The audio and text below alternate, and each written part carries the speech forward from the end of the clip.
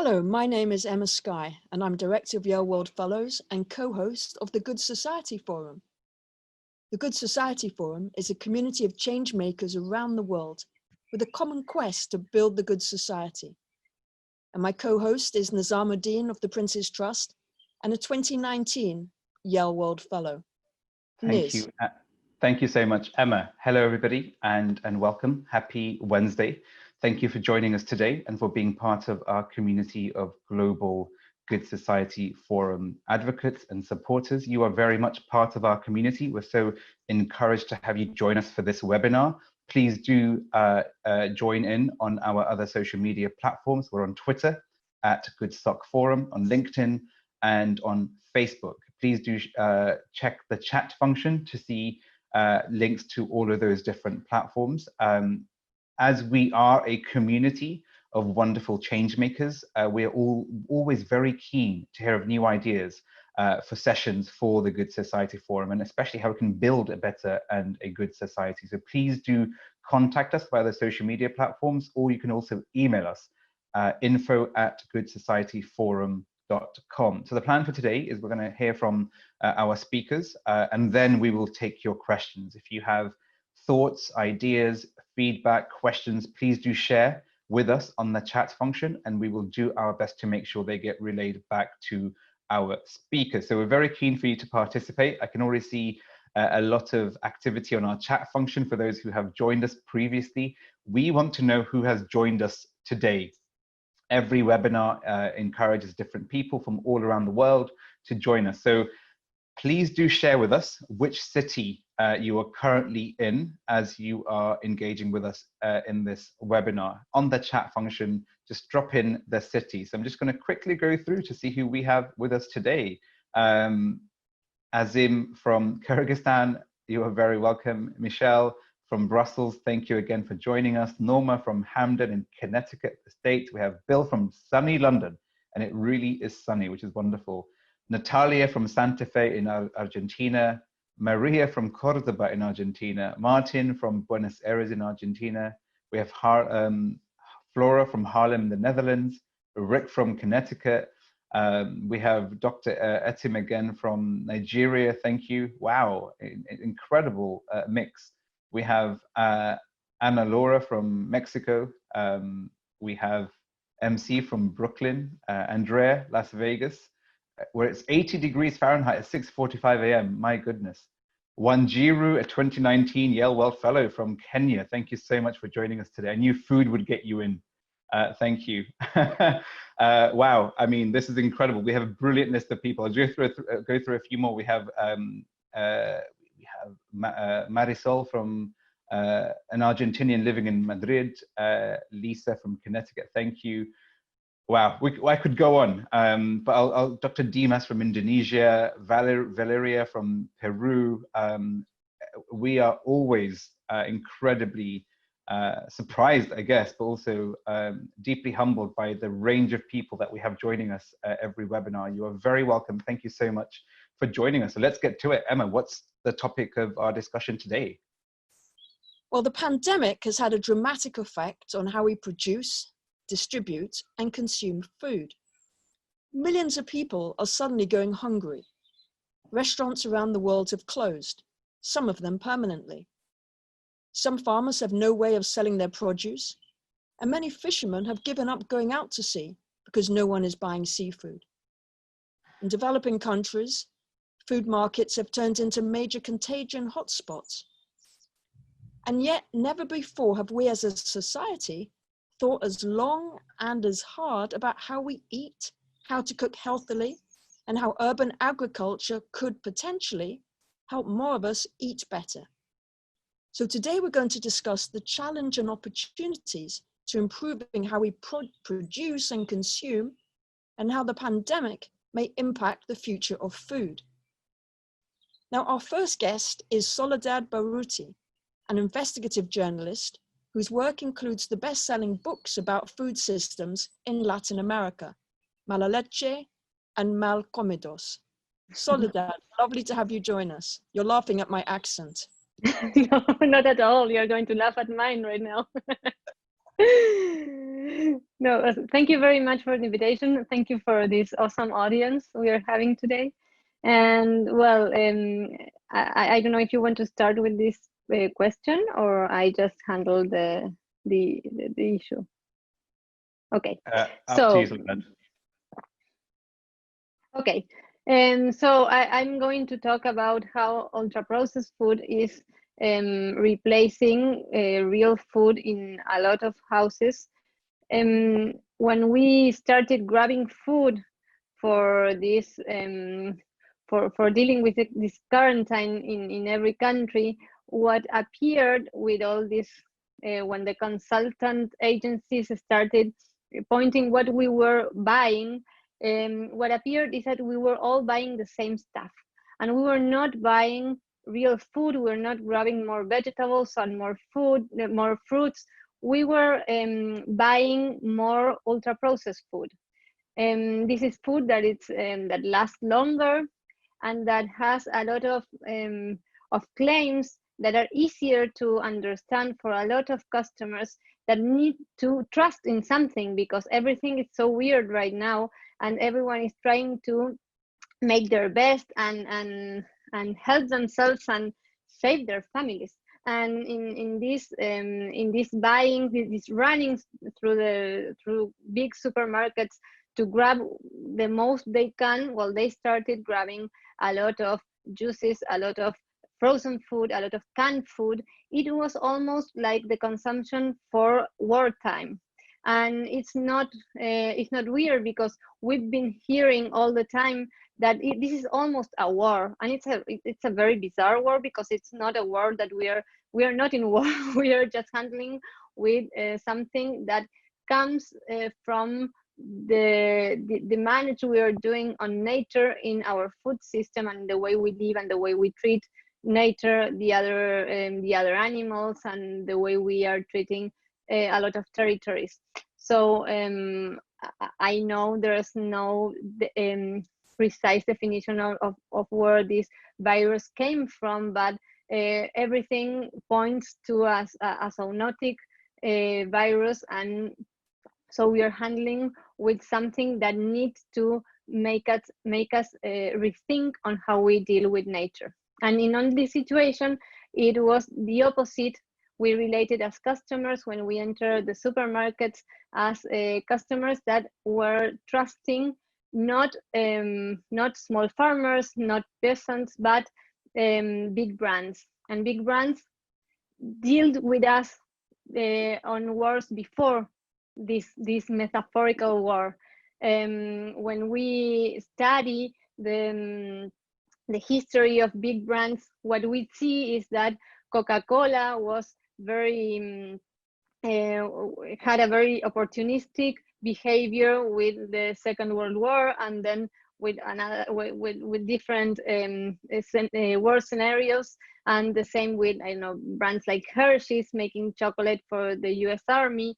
And so you have a spirit in dealing with this, a spirit of, like, if we buy some stuff and if we trust the system we made together, we are going to move forward. And so in this scenario, we are also trusting what these big brands are telling us, and the way they communicate with us is with publicity, where they just highlight all this history all the time. They made different ads where they when they were repeating all the time, we are going to get out from this together, we are going to work this out together. And that was very strong on the beginning of this pandemic, and it was also complemented with a lot of philanthropic work that's been done by these big brands. Here in Latin America, it's been very aggressive how these philanthropic campaigns were mixing big companies with government programs, like they were or giving direct products, like McDonald's was giving their food, or Nestle with their powder milk, or they were giving medical medical staff to I don't know, doctors to wear masks or things they were needing to work with this. And so they use this kind of behavior with something that we've been hearing, and we've been we have been educating ourselves in something that's been called nutritionism. That is how we buy, reading the health claims these big brands make. You know, you can buy an apple, and an apple comes with no health claim. It's an apple, and it's full of nutritious stuff, but you don't know like how much vitamin C or fiber it's inside that apple. And when you go and buy a box of cereal, of breakfast cereal, you have a lot of highlights of vitamins and of minerals and of things that these brands add to these products. So we think that there's health in that. So we have on one way, like these brands that are shaping our system and making our society like it's like the mark we have to cover and protect our society as a civilized one, and as a scientific and technical one. And on the other way, you have this, they are telling us that they are sustaining and helping in an economical way to make this society go through this pandemic as something that is going to be handled successfully. And then you have the consumers more prepared to understand their products, that to understand real food as something they need, and they need that more than ever, because we need to have this nutritious stuff in our plates to be healthy and to can handle with this virus in every way. Thank you very much. Thank you, Soledad. And our next speaker is Jose Luis Chicoma, who is the Executive Director of Ethos Public Policy Lab, who works at the intersection of food and politics, and is a 2017 Yale World Fellow. Jose Luis, great to see you. Thank you, Emma, and thank you for inviting me to talk about one of the most important issues in this pandemic. We are related in some ways that we haven't been related for years with the food. We were asking questions about where the food comes from, what is going to happen if we are still going to be able to get our food, and what happens with the workers in the food systems that are some of the most affected. So it's very interesting, like, to start this with talking about like something that is there. We're already in the middle of a food crisis. Actually, before this pandemic, there were more than 820 million people that suffer some kind of hunger, that are food insecure in the world. So those, like around 12% of the world already is suffering some type of food insecurity, but this is going to get dramatically worse in the next, it's getting dramatically worse now, and it's going to get worse in the next few years. Like most food crises are related with conflict, with climate change, and with economic problems. And this pandemic is going to generate mostly economic problems. Actually, in the US, this pandemic is more related with the Great Depression than with the 1918 flu pandemic. In what's the impact in our lives, no? In the world is going to be the same. More than 148 million people are entering the category of extreme poor. And that's going to take them to that level of severe hunger probably. And this is going to lead to one of the most widespread hunger crises in our modern times, in our lives, no? And the irony here is that this is not due to a lack of food. Food is still being produced. The problem is the supply chain and the ability of those that are unemployed now, or they are facing economic problems, to buy food, no? This is worse in countries, many countries in Latin America. I'm in Mexico right now, and the economy here is very informal. More than 55% of the workers have informal jobs. So that means that most of them get their income day to day. And this leads me to like a second point that I wanted to talk about that is very serious in the developing world, especially in Latin America. No? This virus was supposed to be born in a wet market in Wuhan. No? And in many parts of the developing world, mostly Latin America, most of those informal workers, a great part of the economy, get their income day to day, and they spend their income day to day on food. So they have to go, their families or them, they have to go to the market almost every day to get their food, because that depends on what their income is. No, so it's not surprise due to this. Even with lockdowns, there are so many people in markets that, for example, in Lima, in Peru, when they tested sellers in public markets, they found out like extremely high levels of COVID infection, from 40 to 80%. And they are taking like now drastic measures to do that. And that happens in Mexico City, in many other cities in Brazil, and in other places in Latin America.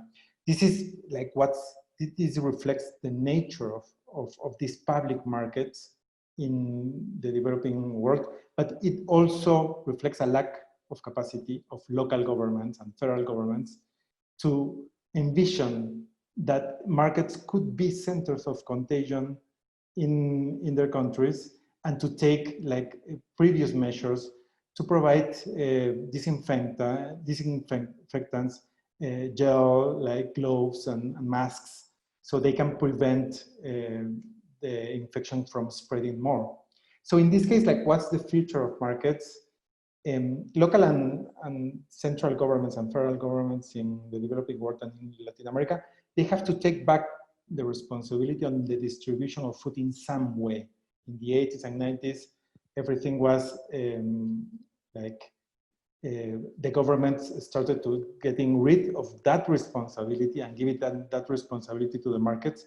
But these markets haven't worked in that way to ensure the provision of food in many cities in the developing world, and at the same time preventing contagion. No, so that's the second point I wanted to address. And the third point is, what happens with the products is very different depending on geography, on location, on how labor intensive is the product. For example, what's going on in the US with meat shortages, it's of course dependent on big, huge processing plants with a very high density of workers, where the spread of the virus is very easy, but also on how the system is so concentrated in a few companies that these companies own these huge plants. When these huge plants are shut down, millions of consumers are affected. But it also has to do with, when you close restaurants and hotels, these are like some of the most important big buyers of food.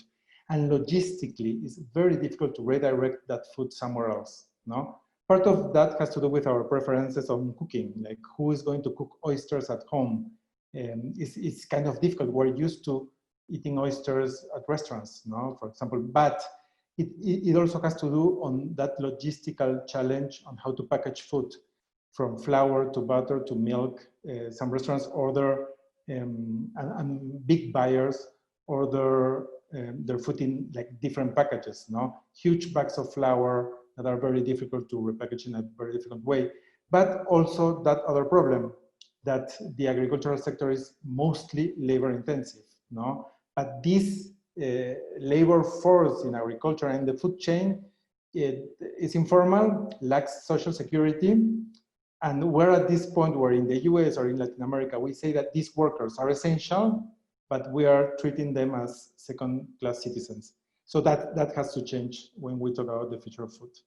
Thank you. Jose Luis, thank you so much. And thank you to those who are already sending in their questions. We're receiving them, we are collating them. And I'd very much like you to continue sending them as and when you have them, so we can put them to our speakers. So up next, we have Hallie Davidson, a documentary producer whose work includes The Taco Chronicles, a James Beard Award nominated Netflix series. Well, actually, we heard today that she has won the James Beard Award for television program On Location These are like the Oscars for food systems, I am told. So huge congratulations. I think you've heard less than an hour ago. So we're excited, we're even more excited to have you with us and to hear you speak. Hallie, over to you. Thank you. Thank you for the introduction. So I, as Nizam mentioned, I work as a documentary producer. So I'm not a formal, an academic expert in food systems. So the information that I'm sharing with you, it comes by more anecdotal means, I guess I should say. But through my work producing Taco Chronicles, which we've now filmed 13 episodes, and I've traveled quite extensively around the country. I've amassed a somewhat small, decent sized database of people who work in the food sector. Most of the taqueros that we feature on our show work in a more informal, in the more informal economy, but then also there are chefs and cooks that we've worked with and filmed with who have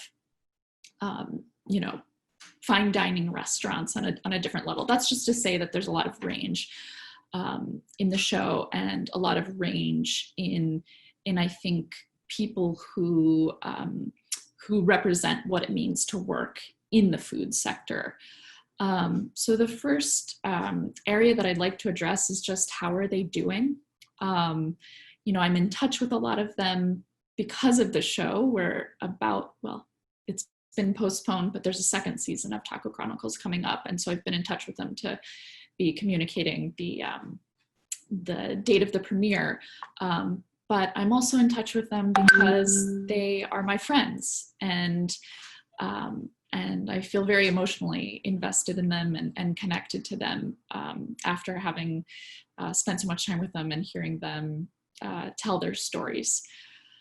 So how are they doing? They, a lot of people who work in the food sector are natural caretakers. They're providers. They, whether it's someone who's giving you your morning coffee or someone who's preparing a multi-course dinner for you, these are people that are trying to bring not only nutritional value to your day, but emotional value.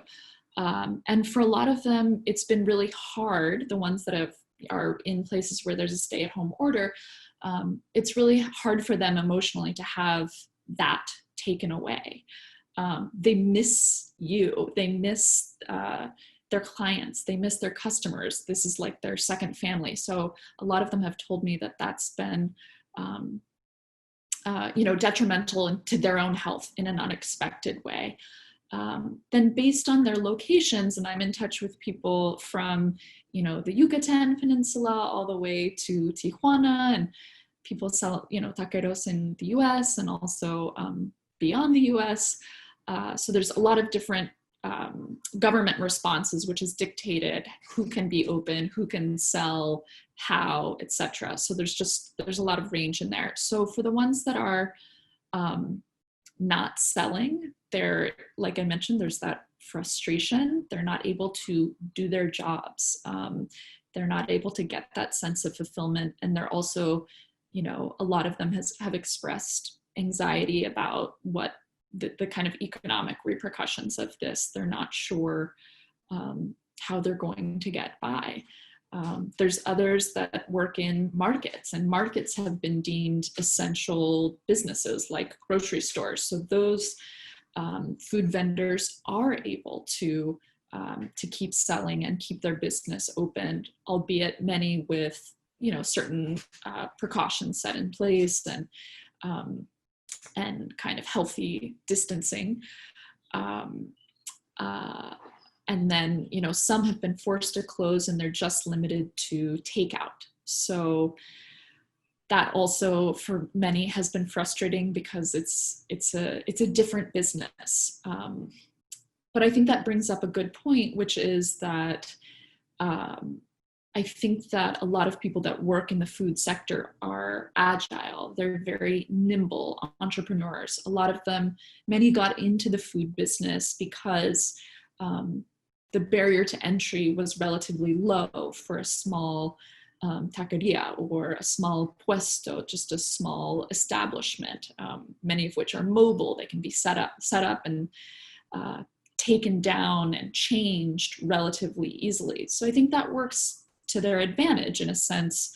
There isn't, as opposed to a larger restaurant that has a lot of, especially in the United States, where there's high rent, payroll taxes, health insurance.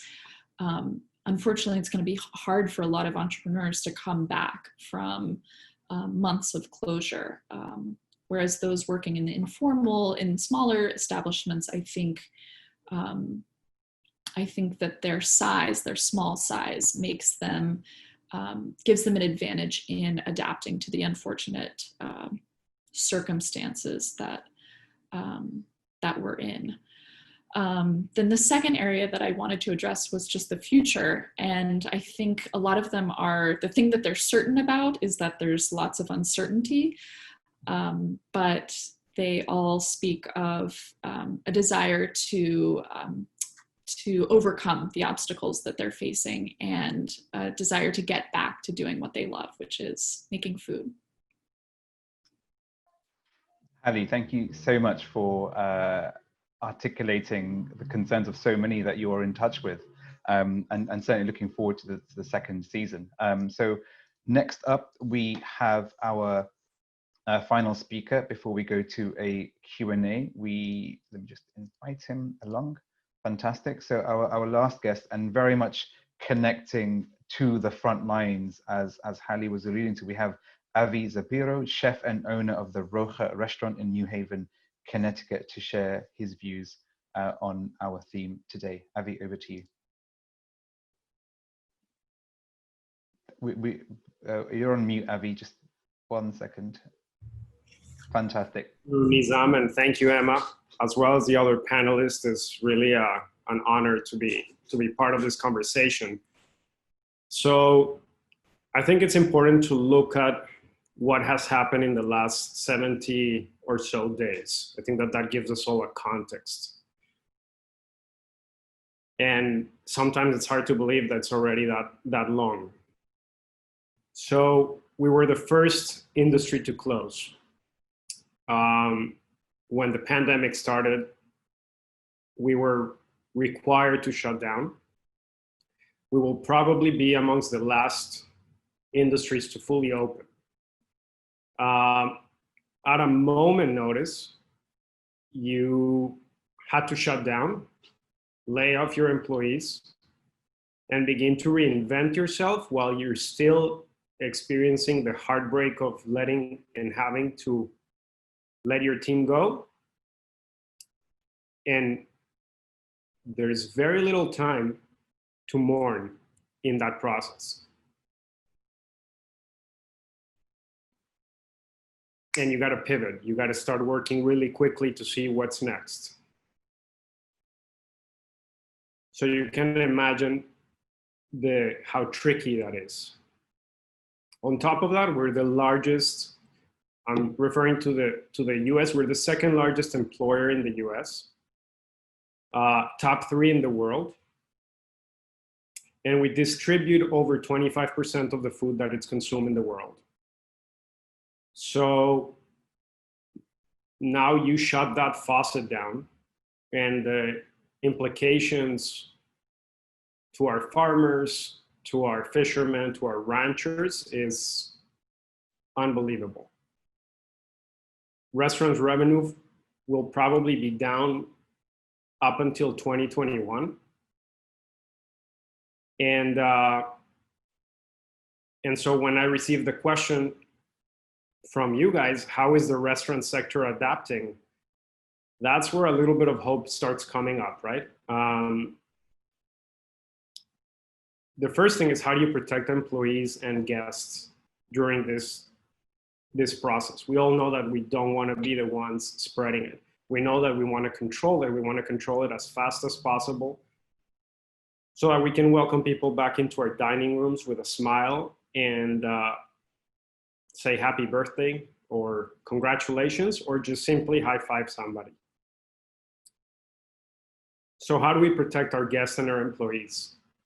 True story, I have somebody who makes under $500 a month. I'm considering how am I going to bring them back. This is very early doors before any sort of supplement or loans or anything from the federal government was in place. How do I tell them to come back? I can't pay them the same amount because, I mean, for us to be here when this is over so we can actually employ people, I gotta, again, I'm pivoting. So how do I do it? I ask somebody, I might need you to help us come back. I won't be able to pay you the same amount that I was paying you. And at the same time, why would that person decide to come and help us at the risk of getting the virus, right? So you can understand the difficulty in that situation. On the other hand, there's people that are going to do whatever it takes to go to work. If they're sick, if that's the paycheck that they receive, they're not going to say no. So how do you protect everybody? Complex, to say the least. And I can't say for every other country in the world, but in the US, leadership is critical, and it has not been unified. So therefore it creates greater difficulty. How do we protect our guests? The one thing that you don't want is somebody coming back and saying, I got COVID and I picked it up at Roya Restaurant in New Haven. You're done after that. No question about it. On top of that, our guests become our family, and therefore you want to protect them. So now in the midst of it all, how do you reinvent yourself? How do you start looking at how can we pivot? What is the pivot? And is it going to be successful? So how is the restaurant sector adapting? And one restaurant in Seattle does an amazing work, and they do a bingo every Friday night. The restaurant manager gets super decked up, tuxedo, the whole 9 yards, and he's entertaining all of his people via Zoom. Amazing. Virtual cocktail classes. We did one, we had 300 people attending. Super fun. And then there's the work that some of us start doing, like how do we shift gears and we start becoming the solution to the problem of the supply chain? How do we help frontline workers while still being able to make a modicum of income to stay afloat so that hopefully we'll survive?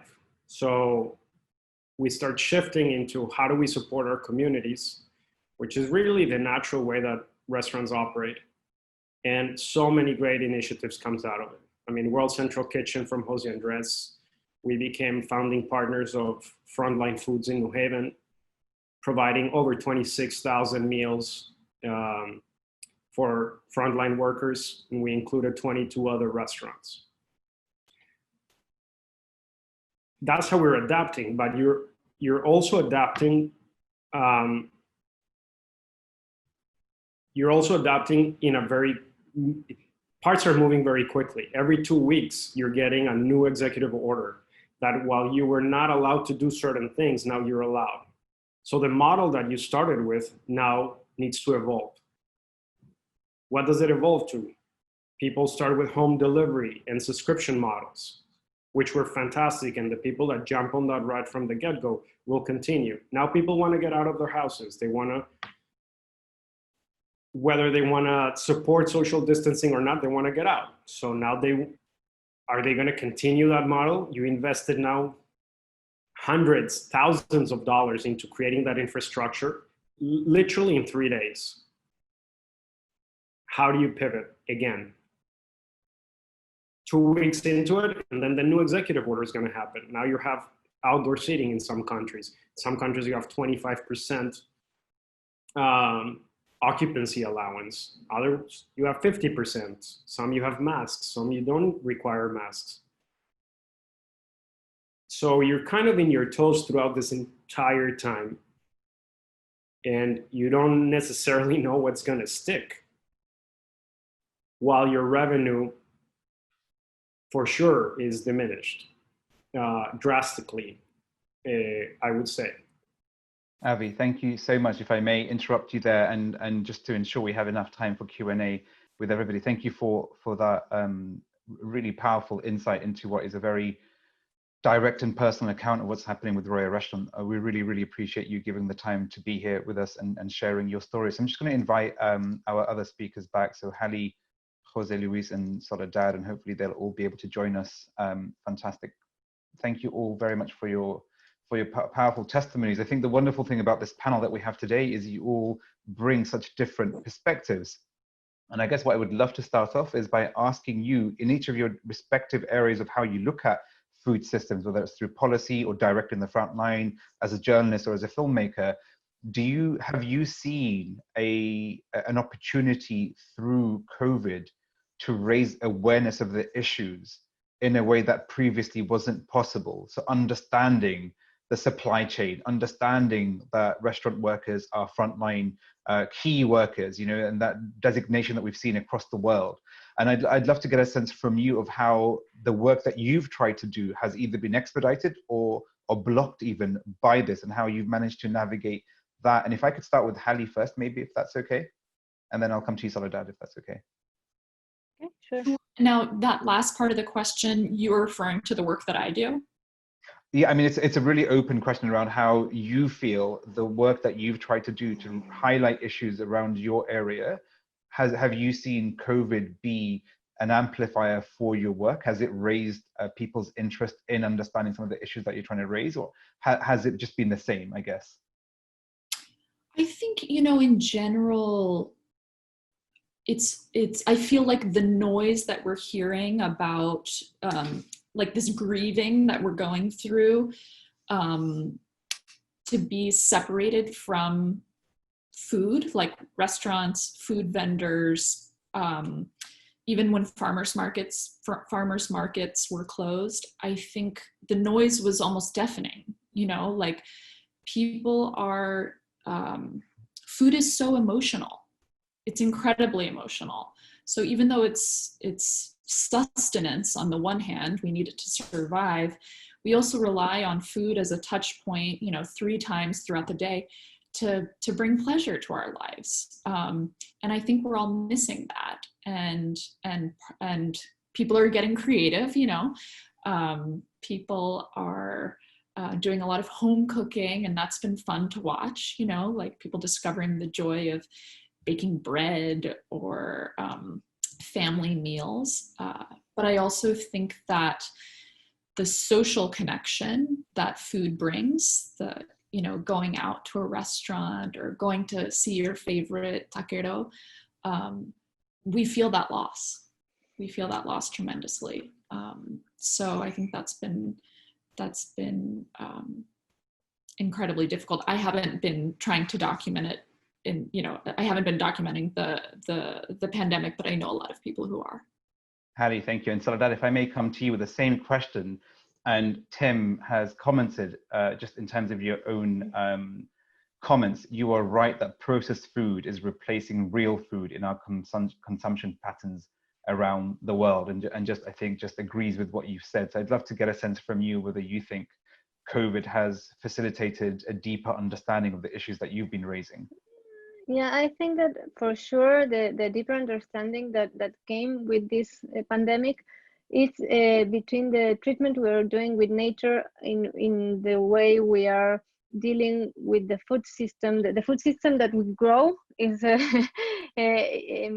is the main cause of this I don't know, disappearing of biodiversity. That it's the first barrier that we have to help us be healthy as a species that are that are growing most of the time against nature, and that's a thing to think about. And then that we are growing on a food system that it's really capitalistic, and nature is not. Nature has no economic system that runs it, And so we are running out of food, we're running out of soil, out of fertility, out of fresh water, out of people that lives in communities in territories that are being really abused by this food system that make this crappy food that then you can go and buy in the supermarket. And so I think that like the whole story, that it's very difficult to tell most of the times, because you're like climate change, you know, if you tell the story, it's always like a crisis that is going to happen sometime, but you don't know when. Well, today we have a crisis, and the crisis is this: we're dealing with something completely that follows all this story that comes with this food system and with this absurd idea of treating nature as a thing, or as or as something that can be exploited this way. So for me, it's been really helpful. I've been writing a lot for different places and talking a lot on this. And I think there's a lot of talk that it's very necessary. In Latin America, we are dealing with different things that in the US and that in Europe, because we are, as Jose Luis pointed, we are dealing with food insecurity, with hunger. We are not like missing restaurants as in a lot of places, because people have no money to buy food in their own houses. So I think we should point like local problems and local solutions for local problems. That's very interesting to think about. I think that's a very common theme that we've seen across the webinars that we have done. For example, we heard from the mayor of Freetown in Sierra Leone talking about how exactly what you've just described. It's not a case of somebody can't go to a restaurant. When you lock down the country, you don't have access to the food. And so they've had to go and do urban farming to try and reproduce food. So that's been a consistent theme. Thank you for raising that. Jose Luis, if I can ask you the same question. And Sean here has asked a question which is quite European in its nature, but I'd love to get a sense from you broadly around will challenges. So in terms of the challenges that come with food security that we've seen as a result of COVID, will that prompt necessary regulatory framework changes to try and create better food systems going forward? Will that? Are you seeing movement, I guess, if you will, to try and change systems as a part of some of the issues and blockages that are now being amplified and seen by everybody? I think that in general, we're paying more attention to how food is produced, how it's distributed, and what we consume. No, like in general, it's going to have an attention, a deserved attention that hasn't received before, and that is a window of opportunity to implement some reforms on how we manage markets, on what are the conditions of the workers in the fields, in agriculture, in fishing, in the fishing industry. And that's going to prompt some kind of reform in the medium and long term. And I really hope that's going to happen and not this business as usual when we go back to normal in a couple of years after this pandemic and nothing happens and politicians only have promised a change that they don't care to bring. That's one important thing. The other thing was related with what Soledad mentioned. No? Now is the moment to be more aggressive against ultra-processed foods. If there's a comeback right now, in the US and in the developed world, there was actually a decline in ultra-processed food consumption in the last few years. In the developing world, was still going up. No? And there's a comeback recently, which is like very worrisome. It's kind of, it has some factors that are reasonable, but now we have to be more aggressive in the future because we can't eat food that is getting us sick, no? And it's getting us sick for now and for the future, no? Jose Luis, thank you. Avi, there's a question here from Casey, and I hope, Casey, I've pronounced that right. Do you think the higher consumption of processed foods due to COVID situation will set us back in our drive towards a more healthier lifestyle even after COVID, especially now that gyms are closed? That's a question for me. I'll come to you, Soledad, for that question, but okay. I'd love to ask Avi as somebody who's cooking the meals every day. Or I wish that it's going to drive significant change. I think that, can't remember, I think Hallie touched on something that I think it's very important. We eat 3 times a day. You develop habits that are so complex to change in people's day to day.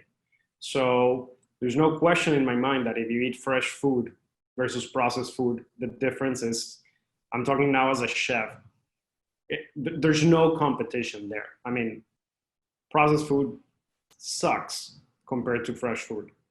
In taste, I'm talking about, not nutrition as such. So you get to a point that, look at where it's forcing us. I'd love to hear the answer from everybody says, yes, we're going to change it and we're going to start going local, which I think Soledad points into a very important point. You talk about food, vulnerable communities with food. In the United States, so much people with insecure food problems. I mean, we're a developing country that had to throw so much food away. Billions of gallons of milk thrown away because we don't have the supply chain readily flexible to adapt to such situations. So how do we fix that? I think we got to push people to the local community. We got to push people to have an appreciation for food. Can we change those eating habits? I'll speak for myself. Changing eating habits are really hard. I mean, it requires a significant amount of self-effort to be able to change it. But can it be done? For sure. To Jose Luis's point, I think that governments, there's little faith in government right now across the board around the world. I think it is the local communities, people in the local communities who have stepped up and showed up and have provided real solutions. Avi, thank you. That's a really powerful point. And Soledad, I'd love to hear your comments on that specific question. And then Julie has asked you a direct question also, which is, to what extent do more grassroots movements to support local businesses effectively counteract the consolidation of the larger food industry? If you could try and wrap both. I think that my comment was on that line, and to complement what Avi said, I think we need food politics. We need to be like taking this from individuals and from the responsibility of consumers, and make this a social responsibility that needs to be taken by governments to make laws that protect us from misinformation, that make laws to protect small communities that don't have access to land or to resources to produce food, and then to commercialize that food. We need laws to stop and to end this publicity that it's taking kids as customers. It doesn't matter what age they have and where they are going to get them at schools, in the houses, and now that they are locked down, they are blocked in their houses. They are going and they're going to get them by the internet and by Instagram and whatever they can use. So we need laws to protect people, to make food, to make access to real food a democracy, and not as it's pointed now, like, okay, help each other. If you have the information or if you have the access to have local food and organic food, you can go and buy it. And if you don't, you're just going to go and eat, I don't know, Cheerios or whatever is selling in the supermarket. And so the local local production and a more healthy food system can be, of course, supported by consumers, but we need to think as ourselves as more than that. Like, we are like really political actors on a community, and we need to start thinking on that way. Soledad, thank you. And Hallie, I want to come to you, because I think something Soledad has said in terms of, the notion of food politics, or trying to get the right messaging to the right people. You're competing with large corporations who are pushing messages out. And obviously you've got a proven track record now, award-winning track record of pushing messages out there. And Martin makes a really good point here, which is, at an individual level, consumers, I think it is great it's a great moment for creating awareness, a moment for learning by doing home cooking, for example, and understanding as well as the consequences through the supply. How do we amplify that type of messaging that Martin has articulated and what Soledad is advocating for? Well, I think what's great is we all can be content creators. I mean, people are telling stories at different levels with different, production values per se, but technology has completely changed the game, and each of us has an opportunity to amplify the messages that we think are important to hear in the world. So I think we can all be, documentarians, we can all be journalists, and help tell the stories that we think are important and worth sharing. Thank you, Hallie. And Michelle Rentenar has asked a question. Jose Luis, I'm going to come to you first with this, which is, if food waste was a country, it would be one of the biggest emitters of carbon in the world. And so does the panel think that this crisis will lead to less food waste? Like, two thoughts on that. The first one is that it's mixed. Many people that are cooking and are more connected with what they're eating are more concerned about wasting food. But at the same time, many small agriculture, like many small farmers, are like throwing out like their harvests because they don't have any way to sell it, because the food supply chain is disrupted in many ways. So it's mixed what's going to happen with food waste in the next few months and years. Probably it's a long-term consciousness that is going to help to address it. And my second thought on that is actually that the discussion on food waste, it's important, but the main discussion should not be food waste, should be hunger, inequalities, access to food, and sometimes food waste, because it's a win-win solution, is supported by big corporations that don't want to change the main problems in the food systems and just want to address what doesn't affect them. Jose Luis, thank you. And Avi, if I can come to you with that same question, and I want to come to you with a question from Asif here, which is, how do we balance the economic benefits of bigger national companies bringing economies of scale to whole economies with the better nutrition and resilience of local food and grassroots businesses? So I think that it's difficult sometimes to take sides. I think Soledad brings a very important point. And I do want to give you an example. Here in New Haven, there were 16 families food insecure. We were getting for them fruits, vegetables, rice, eggs. Fantastic. People were donating. We had the capability.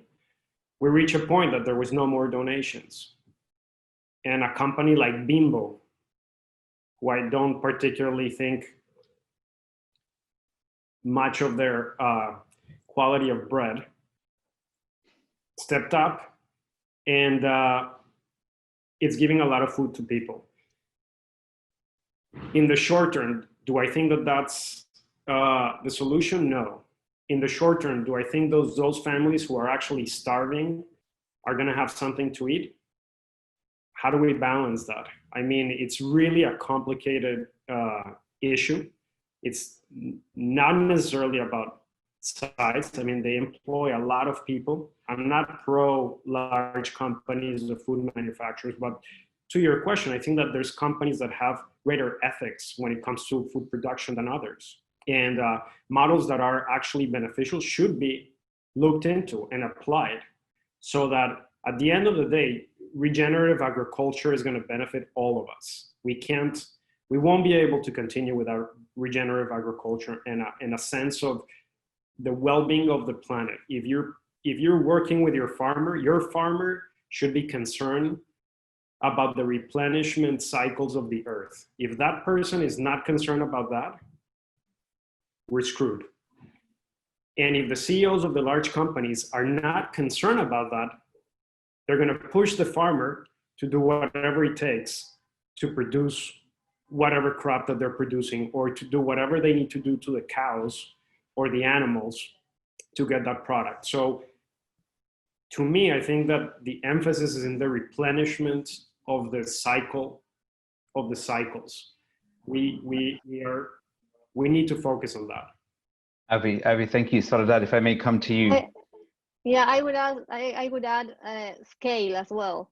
Like there's something on scale, like we are food waste and hunger as well. It's all connected with this few companies running, using all the resources and all the market, and being the same, selling globally what they produce. And when you study like deeply all these problems, it goes to the same root. We cannot globalize something that should be local. Like food systems should be local, because it depends on a territory, it depends on a terroir, it depends on a culture, it depends on what you need is what you of course it can be, and it should be shaped on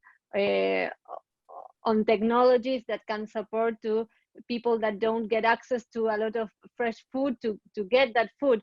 But it cannot be handled like in the way it is being handled, because we are throwing a lot of things that are part of the business. Like food waste and hunger is not a part of the food business and of this corporate food system that is getting us to this big problem of climate change, of food crisis, and of unhealthy food for a lot of people. Like there are so many people that it's eating what they can right now, and they are doing that with hunger and with no hunger. They are eating what they can because the lack of information is something that they are dealing with, and then the lack of access, because there are food deserts in a lot of cities. And when you go and enter like the more pure the more vulnerable the community is, the more desertic is their food environment,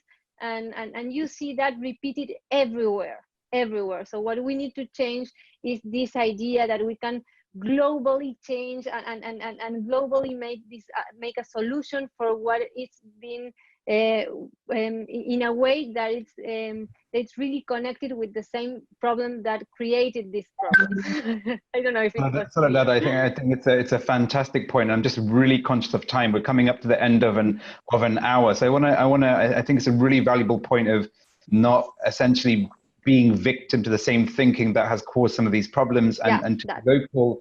And Arlene has made a really valuable point of people realizing the value of their vacant lands, small plots of land. People are at home planting seeds, growing vegetables, and really articulating that. Silvina has agreed with Avi here. We're in crisis mode. It's a great opportunity for change, but in the meantime, we need to address the immediate needs, and then that is, pragmatically coming from corporate industries.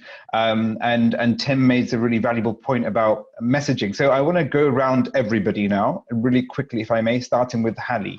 And I want to ask the question, given everything that we've just discussed, we want to leave with a message of hope, because we are all about building the good society. And so could you give us an example of one thing that has given you hope, Hallie, during this COVID period, on this agenda, that people can take away, either locally, nationally, something that you personally have experienced? I checked in with one of my taqueros in the Yucatan, thinking that he was going to be in a position of vulnerability. I was worried about his economic, livelihood and his family's. And he just replied to me with a string of 7 text messages of him collecting money to be able to cook for people and give away his food, so feed other people, feed other families. And there were lines in front of his taco shop. And I just think it's incredible. He's putting the needs of his community first. And there's a lot of good karma associated with that. Thank you, Hallie. Soledad, if I may come to you next. Okay, yeah. There's been a huge increase on the buying of fresh food from agroecological producers. And that was really, really unexpected because, well, they make this delivery and they started organizing themselves to get the homes in a more extraordinary way than big supermarkets. I mean, they went faster with that. And so not everywhere, but there were a lot of places that now are experimenting what is to get food directly from small farmers, cooking with that and enjoying fresh and healthy food. Soledad, thank you. Avi, if I may go to you next. I mean, the hope is that I've seen how communities have rallied together and have come with really creative solutions, from Frontline Foods, World Central Kitchen, whatever it is. And that has proven the power of community and leadership, that it's not dependent on the government. We've actually come up with solutions to present to the government for problems that maybe before we were looking at it, but they were so not in our face that didn't require for us to look at them all the time. So now we have to do that. What has been encouraging is people reaching out and saying, hey, I'm cooking at home so much. How do you saute a piece of fish? What do you do with this? What do you do with that? And I think that food is so powerful. The connection that food has, I think that the ability to connect with the soil, to Mother Nature, you instinctively do it through food. So I hope that the power of food at this time, which many of us have experiencing in how much weight we've gained, not doing much but baking, I think that should be the joy that it brings. If we can spread that joy, I think would be amazing. Avi, thank you so much. Jose Luis, thank you for your leadership in helping us bring this panel to life. Last words to you. No, thank you. I also checked in with the organizer of one of the farmers markets in this very famous Colonia Roma in Mexico City.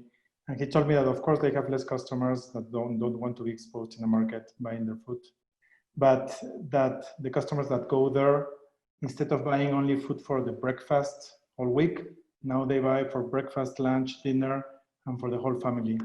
And they are more interested in recipes, in cooking healthier, and with more contact with producers. So he told me he hopes that, he said like pinche COVID, like this damned COVID is showing us how to eat. Fantastic. Jose Luis, Avi, Soledad, Hallie, thank you for your contributions today, for your time, and probably more importantly, for your advocacy, just generally for this crucial issue. Thank you to everybody who has taken part in our conversation. We know this is just the start. It will continue. Please do keep an eye on our social media platforms. We know this topic is a big one. Tiffany has put in all the links on the chat function, so please do follow us. We will continue the conversation. Thank you very much. Emma, over to you. Well, thank you very much to the panelists and to all the participants. And please join us again on Sunday at the same time when we're going to be discussing online education. Thank Bye-bye. you. Thank you all.